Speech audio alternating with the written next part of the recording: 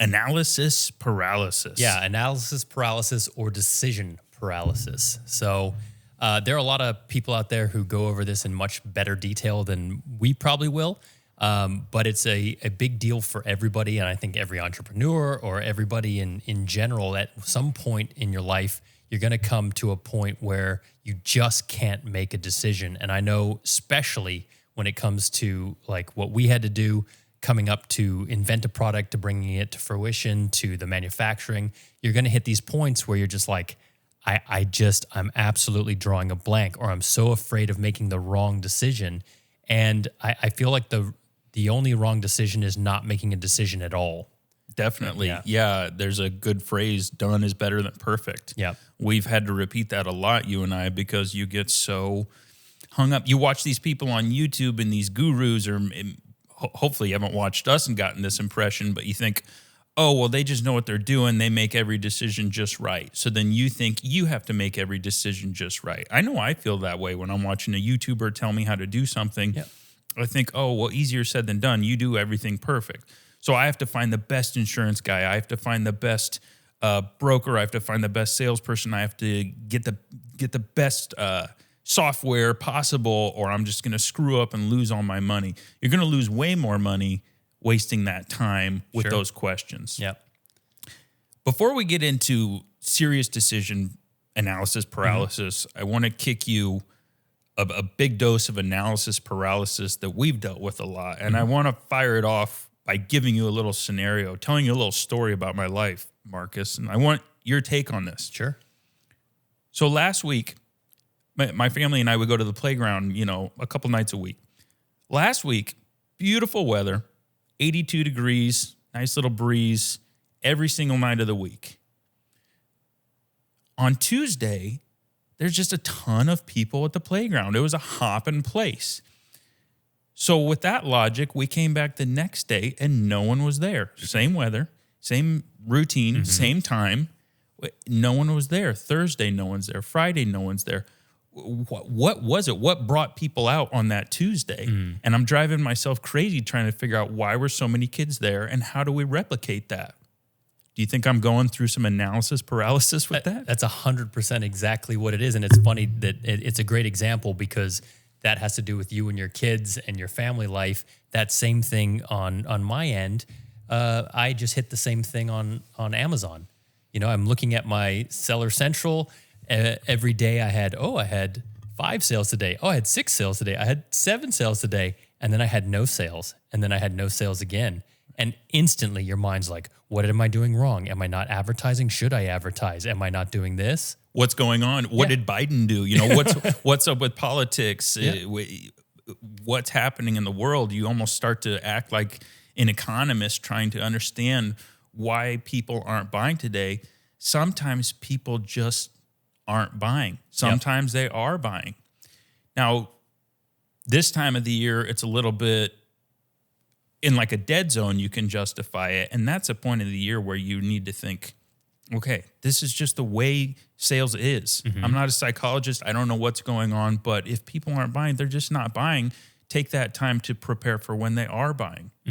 Now, if it's the middle of Christmas and still people aren't buying, then you kind of have a little bit better grasp on your analysis, and that is whatever you're doing sucks. But overall, it's important to let you guys know if you're developing a product and you're trying to sell it, that you cannot predict. You can't predict. You can't extrapolate data. You can't say just because when I launched my product and I made my first Facebook post, 10 people bought my product. Those 10 people are not going to buy your product tomorrow. I can guarantee it. But if you do things right, maybe the same time next week, you'll sell 12. And then the next day you won't, and then you will. And up and down we go. But that is sales, and that's with any salesperson. It is, and that's the one biggest lesson I've learned is to chill on that. And it is the hardest thing because you're amped and you want to make more money and you want to sell more product. And you hit those down days and you just start going through all those emotions and what can I do and what am I doing wrong? But, I've now passed enough of those humps where I'm like, you just got to let it average out, and it will. Like I look at my month was great, right? So I had to crap day, last Wednesday, but I sold 4 times as many as I normally do the next day. You just got to let it average out. Yeah, definitely. And I like what you said there. You look at things on the month, because looking at things day by day, it's not a good method, and it's going to start to drive you insane. You're going to make irrational decisions. When you look at the post that you made yesterday and it didn't do very well, and in that post, your face was in the video or you spoke to camera. Just because that video went bad, people will tell themselves, I'm never speaking to camera again. No.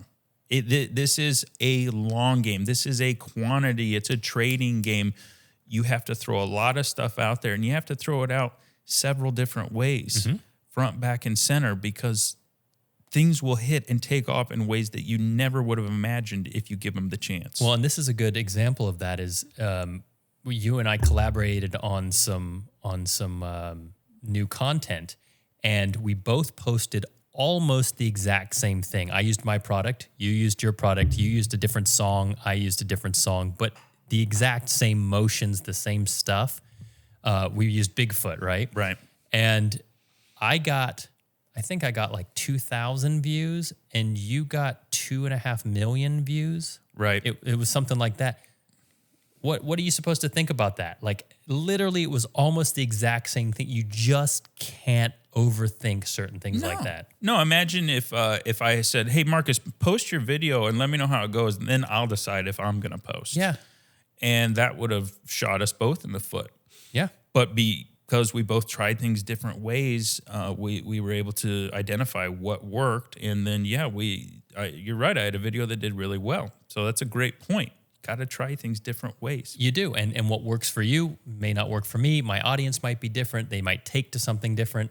I'm learning that my audience and my customers are almost 50% women. So it gives me a great perspective on how I can move forward with making more content about decks, for instance, because I've been focusing really heavy on a trailer. Sure. And so I know it sounds silly, but those are things you're going to learn, and don't overthink those things. That's the whole paralysis part of it. Just start an action and start throwing it out there and just start moving, making it move. And then you start learning all these things. Right. Yeah. So often in this game, people, and we're guilty of it too, because this is the way you have to educate. You'll talk broad strokes purposes. You'll say, oh, just find a guy in your town, whatever. Well, today you've kind of prepared a little bit of a list that's going to really specifically help people, if they so choose, to take advantage of these references. So without further ado, go ahead and kind of break down your thought process of who you wrote down, why you want to share that info. Yeah. So I know the hardest thing when you're starting off all this stuff, you've got your product, you have to start a company, you have to do all these things, and you can't get your mind wrapped around it. I wrote my list. So these are the things that I used. I am not saying they are the greatest. I'm not saying you absolutely should do these things, but if you are at a loss to begin, or you just don't know where to begin, these are great resources. I did some homework.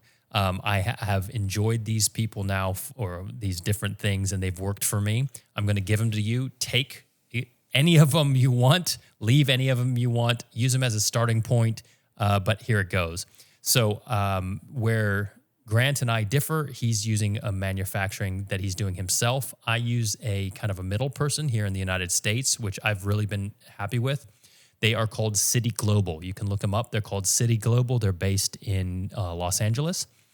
Now, for selling and fulfillment, I use Amazon, the FBA program, which is fulfilled by Amazon. So I don't have to deal with fulfilling that product. We've talked about that in another episode. Another selling avenue I use, as well as my website, is done through Shopify. So they deal with my website and also a place to sell. My fulfillment for Shopify is done by a local small business. We have a lady called Martha, which you can find a small business near you where it's great. I think she has 15 or 20 clients. She's small. She handles it out of a small warehouse. You're going to have to find your own, but look around. You'll see small fulfillment centers around you. For my business phone number, it's a VoIP. So it's a voice over internet protocol or whatever it is. Yeah, that I use Open Phone. So that gives me an 800 business number. It rings my phone exactly like anything else would. It has a Your voice cell phone, or It rings my cell phone. okay, Yeah. nice. So it's just I pick up the cell phone. It shows it that it's open phone. Oh. So I know it's my business line opposed to good. my regular thing. You answer it like you normally answer it, which is great. How much is that a month? I don't know, but I'll find out by the end of the podcast. I'll look it up. Oh, sure. It may be something like $10 a month, but let me look up. Relatively inexpensive. It's relatively inexpensive. My insurance for liability insurance, because I have a product that could I think most products have it, but in my case, if something snaps or something hurts somebody, my liability insurance is Next. It's called Next Insurance. My bank account I have with Chase Bank, and I also have a Chase Inc. Business Premier credit card. That one costs, is it like $100 to $200 about $100 a year, something like maybe that. $150. You can look it up yourself. There are a variety of ones you don't have to pay for. I like that one because I wanted the points and it gives you miles and all that stuff. But so Chase is the bank, and Chase Inc. Business Premier credit card was great, and it's been great. When it came time for a patent attorney, I use Omni Legal Group. There are a ton of patent attorneys out there. I've really been happy with a guy named Omid, who gets back to me within minutes when I either email him or call him. He's super on it, and that's something you find very rarely these days are people who just get back to you at all. So I've been really happy with them. And then finally, for a local business address and also mail handling, it's called iPostal. So I think you can find an address. It gives you a generated list of places, and it is within, I think, about 4 miles from me. If I wanted to pick up mail, I could. I can also, through an app, just have them shred it or delete it or throw it in the trash, which is nice. And that's called iPostal. It's all over the United States. You can find it yourself as well. So those are the things I use. I would recommend any of them, but I'm not pushing any of them. And if you just are at a lack of something, that's a great start. Now, did the process with all these vendors, was it flawless and perfect, or was there, was it a learning process? A bit of both. I mean, I did my homework beforehand, and I just you get to the point where you have to get a lot of these boxes ticked off your list to keep moving forward, and things like, I have an FBA account. I need to have an address, a business address to set that up. So I'm like, crap, I need to go have a business address. So some of it was out of kind of doing it quickly, but I think only 1 or 2 did I change my mind on and kind of narrowed it down to this. But no, it was pretty fluid, actually. Okay. Yeah. And who do you use for accounting? I think that's one of people's biggest things right off the bat is, how am I going to keep track of all this stuff? I have an accountant who I've used for the last 15 years with all my stuff, and I use him. But as far as the accounting goes, to be honest with you right now, I'm just keeping track of that stuff in a spreadsheet for myself. Okay. But yeah, I as things amp up, I need to be better about that. What about you? Gotcha. Yeah, for me, what I do often is I search for vendors near me, because if you just go into Google and you just type in accounting services, what's going to pop up?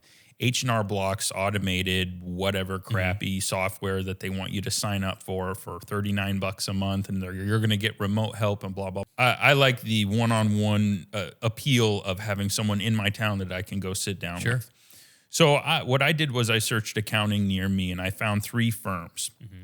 And then I called all 3 of these firms, and I asked them a series of questions that I found on YouTube. And some of those questions are things like, do you have any other clients that are doing e-commerce like I am? Mm-hmm. What happens in the event of an audit? Mm-hmm. And what you hope they say is, I'll be right there by your side. You can ask them things like, how many clients do you have? A lot of simple little questions to kind of let them know what you're doing, and it also lets you know what they're all about. And if the answers are kind of dodgy and not really adding up, just move on to the next one. Accounting firms are a dime a dozen, but there are a lot of bad ones. There's a lot of guys and gals running single shops, mom and pop or just pop shops, where they're trying to wear too many hats, and maybe they're not really going to be ready to scale with you. I picked a firm that had it's got about a half a dozen really nice ladies in there. And so when the boss is on vacation, I don't get the boss is on vacation, we can't help you. I get, oh yeah, we kicked that over to Nadia. She's got everything and it's ready to go. And with that, to keep track of my books, I pay them additionally the bookkeeping service, which is $110 a month. And I've linked my Chase account to them. I gave them the passwords. You got to trust people. That's part of this. Very standard business. And they monitor every single transaction that goes on my Chase credit card, my Chase debit card, and all my wire transfers. They can see all of it, and they know how to classify it. So at the end of the year, X went to marketing, X went to office supplies, blah, blah, blah. So that's my little kickoff as to how to find good accounting. It is inexpensive. Yes, I know you're starting this product and it's not making any money, so $200 and $300 a month is just insane. I get it, dude. I've been there. But ask yourself this, how quickly can this get away from me? Very quickly. And if you're selling 10 products a day, even if your product's only $10, you are making enough money to justify these little things. And they scale so well. Now when Steven has an issue with his paycheck, I call these same ladies and I say, what the hey, we said we were going to bump Steven up 10 grand a year and you missed it. Oh my gosh, I'm so sorry. Let me fix it. I don't have to look at books. I don't have to tax, nothing. I do nothing. I come in at the end of the year and I sign papers. Yep. So that's my kickoff for accounting. Well, and one other thing to say about any of these things, but especially about an accountant, is I feel like you hit points where you, how do I say it? You really need an answer now, or you're super nervous about something, and what you're really looking for is someone who is going to turn around and answer those questions for you. So it is a priceless commodity to have people who will to be honest, hold your hand through some of this stuff. Right. But you're like, oh my God, can I do this? Or this is happening. And they're just like, nope, this is what you do. And this is what you do. Yeah. And that's priceless. So make sure there's a good communication between you and whoever that is. Right. Yeah. Now, let's say that you were sourcing a broker again, as you did with City Global. Looking back now with the crystal ball, with the 2020 vision, what questions would you ask that broker before you trusted them with your product? Yeah, I think I would like to know if they have any products within the same realm of the products that I'm doing. Because if they're only paper good products or something like that, and I'm getting into metal, then obviously it's going to be a lot longer process for them as well. My start wasn't super fluid with them. It became fluid, and now that the legwork is done, then the smaller decisions are much easier to do, and the next step is. But yeah, it's not. Even though I have things super easy and I have somebody to hold accountable in the interim, doesn't just mean it's flawless. Right. And some other questions I might ask, I like times. You don't know. Coming from China, it could be a 2-month turnaround. It could be a 4-month turnaround. That plays a really big role when you start the ball rolling. And I was nervous to do a slow start. I had in my mind, I'm like, I'm going to put this thing out there. And what happens if everybody buys my first 1,000 units in the first week? Yeah, that's pretty unrealistic for that, but I've really appreciated having a slower start because it lets me work out all those kinks and it lets me understand how people buy. It lets me also send, like for Amazon, you need to be ahead of the game. It's not like you send them something tomorrow and it's ready to be sold the next day. With Amazon, it might take 2 weeks. It might take 3 weeks to get wrapped into their system. So this slower process for me, and you hear people growing too quickly, or they kind of get ahead of themselves. That can destroy you quicker than anything. So appreciate a slow growth, I think, for that. But I think those are mainly the questions. I think they did a pretty good job of answering those questions, and it's just timing and expectations. I took note that you wouldn't ask about price. You didn't even bring up price. Yeah. Now that's a lesson you and I have learned. Yeah. Price is kind of secondary. Quality is first. It's become that. If you start with price, you will be fighting that number through the entire way. Yeah. When you say, hey, I just had a change of heart and I'd like this buckle to be metal instead of plastic, they're going to say, oh my God, you just shot your budget. What are we going to do? And now the factory in China is freaking out too. To the broker, they're saying, what is your client thinking? He asked for a price point of $3. This is going to cost $3.25. Yeah. And you just wasted 3 days on freaking emails over 25 cents when what really matters is helping your customers get a better product. It is. And that is an absolute great point. And what you realize is 25 cents, the initial mindset thought process between that is that's 25 cents. I have 10,000 units. That is automatically $2,500. And you're like, that's so much money. You're right, it is. But it's nothing compared to getting a subpar product and then having to deal with the aftermath of whatever that is, whether it's trying to send it back, whether it's trying to fix it. You know, my first round came and it had blemishes on it, and I ended up having to pay somebody to buff those blemishes out. Yeah. And so it's all a moot point. You've just eaten it somewhere else. Pay a little bit more. You'll get it back at the end if it's a quality product. Right. Definitely. Yeah. And then you mentioned that you use Chase Bank, your Business Inc. card. Mm-hmm. I love that. Banking doesn't have to be complicated. We can talk about financing as we get further, and sometimes it's nice to get in bed with more of a small town type of bank.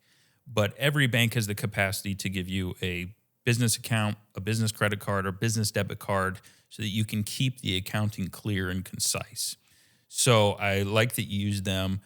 Going to who you used for legal services, if you could go back in time now, and you didn't have a bad experience, but just knowing what you know, what would be 2 or 3 questions you would ask your legal group right from the jump? And you're talking about my patent attorney? Yeah. Okay. But from the perspective of the viewers, they're finding a patent attorney in Kingston, Ohio. Right. What do they ask? Oof. You know, for me, I looked up to... reviews. We're all about reviews these days. You can use your Yelps. You can do your thing. It was really hard. I took a stab on somebody who had a lot of good reviews, and the reviews were based on communication, which I talked about earlier. Like, you just really want somebody who's going to communicate. Price is a big start. This is a huge investment. A patent for me, I think we've brought this up on other episodes. It was about $8,500, somewhere like that. Sure. But you're going to spend $7,000 to $10,000. That's pretty standard. Unless you're going to do something really technical, it can get up into the 15s and $20,000. But you do want to know price and expectations. Also, ask about the expectation of how long the process is at that point. Because when I applied for a patent, it was after the COVID stuff, and he's like, just to be very clear, your patent may take 2 to 2.5 years to even get seen, your patent application, to get seen. And he said also, to just be open, typically you have 1 or 2 times that your patent will get kicked back and you'll have to pay more. And that's standard. And I looked that up, and it is standard. Like, to think that it gets put in and whatever it is, it just doesn't work that way. You're going to have to make changes to it. But I think past that, I can't think of any questions I asked. You said I had a good experience. Did you not? I did not. Nothing against them. It was my own fault for not asking the right questions or taking into account the right things. So I think that my mindset when I started this journey was, this is going to be all about who you know. So I had a cousin in law school, and I talked to him, and he said, so-and-so in Buffalo, New York has the best price on patents. Well, I thought, okay, great. This can be done remotely. I don't care if he's in Buffalo. The 3-hour time difference sucked because every time I had a thought, guarantee you it was after 2 p.m. for me. Therefore, he was clocked out, and that was it. So everything was very delayed from a time standpoint for that reason. And number 2 was communication.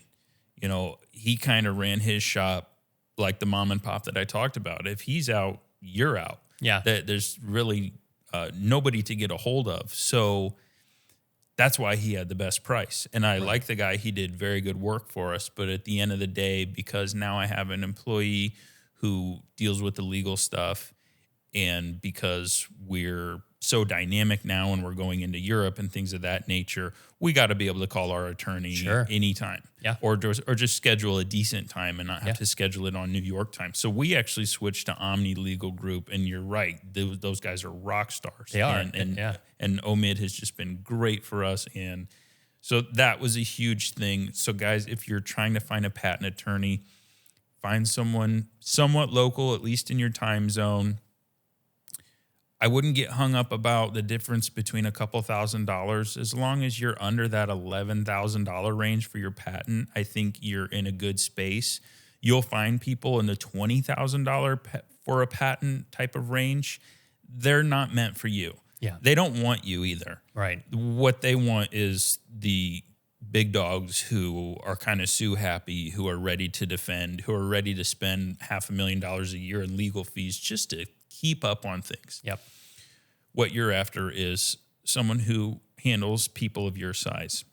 So I'm glad you brought that up. Yeah. Those are just some things, questions, concerns I would bring up in the beginning when it comes to legal services. Well, and expectations, one last thing with that is that kind of find out what's included in that first run of 7,500, because, you know, our person was very open with the fact that he's like, yeah, if it gets kicked back, there's more work to be done. That's extra money. It's not an all-inclusive until you get your patent fee.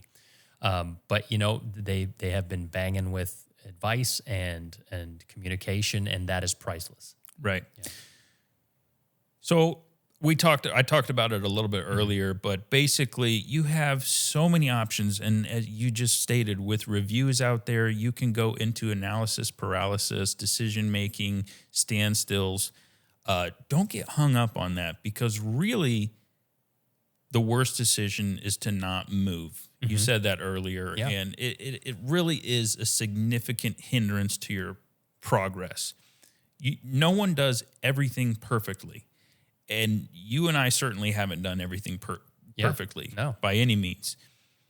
That's okay. Those little costs, those little hits to your ego, whatever, they're so minute in comparison to just getting your product out there and moving and selling and shaking things up. So be decisive. Yeah. And you don't know what you don't know until you get into it. So the fact that you try to overanalyze things before you make a decision and whatever it is, the second you make that decision, there may be 10 new decisions to be made or you know, good or bad. I always like to use this analogy, and it's you and I can be standing there looking at a fence, and there's a house behind it. And you could say, you know, I think the house is blue. I think a white fence would look really good. And I could be like, well, it's got a lot of nice trees and there's flowers. I think maybe a purple fence would look good. We can take 10 minutes to go paint that fence, and then we have a definitive answer to move on from and be like, yep, you were right, or nope, this looks horrible. And you just got to start it. You just got to paint that fence, and then you can move forward. Love that. Yeah. Perfect. Yeah. Perfect little bow tie on today's episode. Analysis paralysis, guys. It's not worth it. Make decisions. Make mistakes. Yeah. Failure is awesome. Train your brain to be excited to fail, because what better opportunity to learn than failure? Yep. So without further ado, I think that puts a nice little ending to today's episode. I want to thank everybody for tuning in today. Don't forget to follow the show on whatever platform you may be listening on, and certainly like and subscribe for our YouTube viewers. Listen, guys, Marcus and I took the punches so that you don't have to. So if you're a person with an idea, or if you're someone who's invented multiple products and you just need that kickoff and learn how to get to the next level, this is the podcast for you. Thanks for stopping by, and we'll see you on the next one.